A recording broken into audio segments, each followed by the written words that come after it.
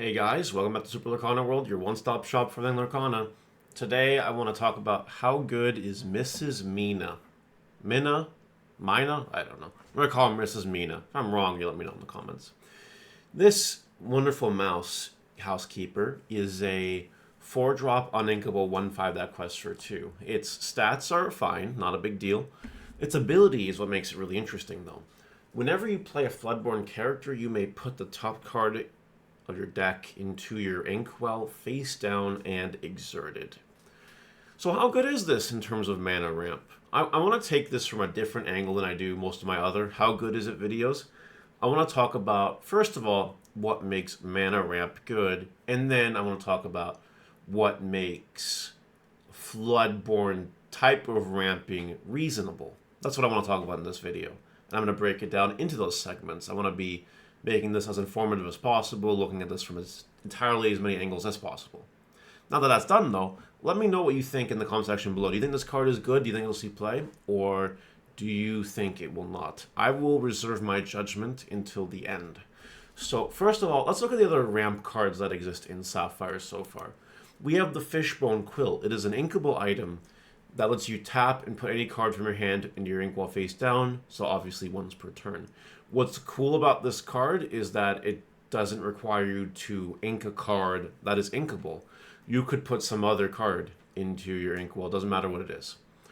Cool in terms of what it lets you ramp, but do you really want to be putting cards in your hand as ink extra each turn? Sometimes the answer is yes. To be honest, think about it. You'll have cards in your hand as the game goes on where they're essentially useless. They're not great in the mid to late game, but they're uninkable, so you can't ink them. This card lets you ink it. So I'm actually not super opposed to this card. I think it's pretty reasonable. Let's take Ramatala. This card so far is actually my favorite inkable card. Now that might seem weird for an uncommon, a 2-cost 1/1, but when it's banished, you put it in your inkwell face down and exerted. So this card does what it does. It plays the game as normal, but when it dies, it becomes ink. I think that's actually kind of huge. You can use it to crash into something and get ink. You can let the opponent deal with it and get ink. There's lots of stuff you can do with it, and I think it's pretty cool. Then you have Bell. Bell, forget the part that it's an ink payoff, but it lets you just ink an extra time each turn. And that's good if you have inkable cards in your hand. It's like Fishbone Quill, but for only inkable cards. Just gives you an extra inking stage. And I think Bell is fine. Mickey Mouse, when you play it, you just ink the top card of your deck. Same with One Jump Ahead. Their usefulness is over, life moves on. I think Mickey Mouse is better than One Jump Ahead because this is actually a body that sticks on the board after. This is a song that's cool, but I think this card is better overall. So let's go back to this card. This card is like a Mickey Mouse, potentially on crack. Potentially. It's also not once per turn. So I think that in a Floodborn-based deck, which you could do, we're definitely getting the cards to do it, let me tell you. It's better than Mickey Mouse. It's obviously better than One Jump Ahead by that theory. Is it better than Grand Matala? I think just by the sheer amount of how many cards it can ink, yes. Is it better than the Fishbone Quill and the Bell? Well, I think Bell's in a league of her own because of the payoff. In terms of the ability to ink cards, you get to ink an extra card per turn. I don't think that that's necessarily a bad thing, but you have to take the card out of your hand. Same with this card. You have to take the card out of your hand. This card just lets you play the game as you normally would play it. But then every time you play the game, in the sense of every time you play a Floodborn character, you just get an extra payoff for doing it on a 1/5 body that quests for 2. So in terms of cards that you ramp that we know of so far, this is definitely up there. This is one of the better cards to let you ramp, but it's specific to Floodborn characters. So that leads to the question, what Floodborn characters are in the game? What are the best payoffs? I'm so glad you asked. What an intuitive question. So here we have all the Floodborn characters we know of so far. Okay, we'll stick for now with the ones that are in the Sapphire ink, and then we'll move on from there. We have Basil. that either is a 6 cost or a 5 cost, lets you draw 2 if you shift with it. Good value. You draw your 2, then you ink 1. Pretty good. The Cogsworth card, ward and other characters get resist. Kind of cool combo with Aurora. Got Gaston over here with a shift. But when you play, look at the top 3 cards. When it goes to your hand, rest on the bottom. Not terrible. Unless I'm forgetting something, we don't have a Sapphire Gaston, though, to put on top of this to shift for 4. That could change. That could definitely be a thing that we do get, but for now, kind of on the weaker side, because it's not in-house Sapphire, so to speak.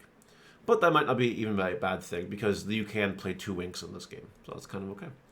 Then we have Aurora. Obviously, Aurora is very powerful with the Protective Embrace ability, and then this card will see play in set 2 for sure. Jasmine, I'm not a big fan of Jasmine. I honestly keep forgetting this card exists because it's just not very good.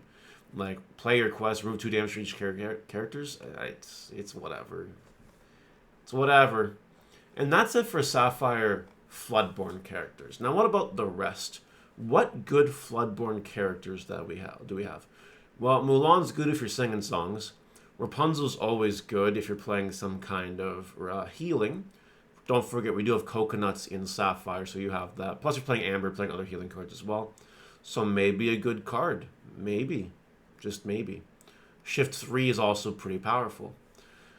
Shift 2 on Minnie Mouse is actually kind of huge. And if you're playing Evasive with Aurora, all of a sudden this thing becomes a lot harder to kill.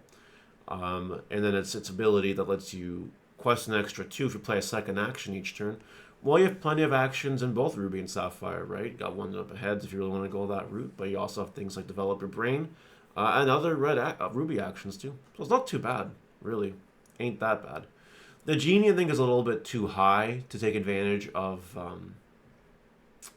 the mouse, Mrs. Mina. But it is evasive. And evasive is good with Aurora. Maybe it's worth it. I don't know.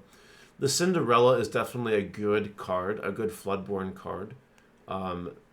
Not bad. And if you play a song, you can challenge your opponent's ready characters, plus resist. Shift 5, a little bit expensive, but it's okay. It's alright. Belle is one of the cheaper ones, and Belle is really good. They have to challenge it to get rid of it, probably, especially with Aurora on the board. But then if they do that, they lose all the cards in their hand. So depending on what point in the game that happens, could be very strong or very weak. The Queen, I like that she's a shift 2, but we don't have a blue or amber, the Queen, yet. So I don't think that this is the pick. But if we do, for shift 2, that could definitely be the quick play. We got the Mickey Mouse here, not a really great card. The Tinkerbell is pretty good if you want to go on the steel route, because we do have Cinderella also in steel. The little Tinkerbell is steel, big Tinkerbell is steel. Steel has some good stuff, obviously. Aurora, obviously. Aladdin, if you're playing the Ruby route, you could get away with playing Aladdin maybe. Elsa, if you want to go with the Amethyst Sapphire control route, a very, very good addition to the deck for sure. Hades, I don't think it's going to see play in it because you need to really play it with villains. Then you got Facilier here, shift 5, something is banished a challenge, return to your hand. Definitely something you could consider in the Amethyst strategy of Sapphire, especially because there is a much smaller Dr. Facilier in Amethyst. Or 2. Interesting, eh? Captain Hook, not really good. Scar, not really good. Stitch is Floodborn, which is super interesting. You get the benefit off of playing your cheaper cards, which could turn into shiftable characters. Maybe. Depends on how the rest of the card pool fleshes out. Right. So there's enough wiggle room in the card game right now, and we don't even know the Floodborns yet. So that there are very good opportunities in order to take advantage of Mrs. Mina. You could play an Amber Sapphire Mrs. Mina route, and that's pretty cool. I think Sapphire Amethyst has a very good potential, and I think that even Steel Sapphire has a way. And that's just based on the cards we know right now. Don't forget, the whole point of cards like Mrs. Mina and your ramp cards is so that you can play things either quicker or more quick, or you can play more things later in the game. And Amethyst really takes advantage of that because you have deck thinning, like Pot of Greed, which lets you draw 2 cards from your deck, and other deck thinning strategies as well. Mrs. Mina allows you to get multiple cards in your hand, multiple cards in your inkwell, so that Amethyst can fill out your hand. Amber can also do it thanks to the Rapunzels. They can fill out your hand, and then all of a sudden you have a lot of ink later in the game for you to drop multiple bombs. Even in Sapphire, you have some pretty big bombs, like the Hades. So that's pretty strong. All in all, I think this card is good. I think this card is a build-around, but if you're build-arounding it, you're going to play it. And I think that Floodborn Mrs. Mina strategies have the capabilities to see meta play, and that's not even counting in the rest of the set that we don't know so far. Will it be a super huge thing? Probably not, unless we get some crazy Floodborn stuff. But all in all, good card. What do you guys think? Do you agree or disagree? Let me know in the comments. I'll see you guys later. Bye!